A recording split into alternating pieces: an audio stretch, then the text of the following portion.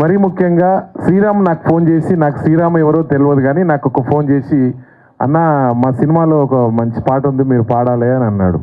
అన్న తర్వాత నేను చెప్పాను పాడతా, కానీ నేను ఒక రేట్ చెప్తే నన్ను ఎక్కడ తీసుకొచ్చాడంటే, నేను 100 రూపాయలు చెప్తే 10 రూపాయల దగ్గర తీసుకొచ్చాడు. శ్రీరాము మంచి మనస్సు, ఇతడి అంటే డబ్బులు ముఖ్యం కాదు, సినిమా ముఖ్యం కాదు, కానీ ఈ తమ్ముడు ఎంత మంచివాడంటే నేనే ఈయనకు అభిమానిగా మారిపోయినా. నాకు ఇచ్చిన డబ్బులేమో కానీ నన్ను అంటే నేను మరీ ఎలక్షన్లో కొంచెం బిజీ ఉన్నా, అప్పుడు కొంచెం బాగా టైం లేనప్పుడు కూడా అన్న నాకు మీరు ఒక పాట పాడాలి అది ఇదంటే, నేను ఎక్కడో బిజీ ఉన్నా, నేను మళ్ళీ మాట్లాడతాను మళ్ళీ కాల్ చేశాడు, నన్ను పిలిపించాడు. ఇతను చూసిన తర్వాత నాకు డబ్బులు ముఖ్యం కాదు, ఈ తమ్ముడు స్నేహం ముఖ్యం అనుకున్నా. ఎందుకంటే చాలా మంచోడు.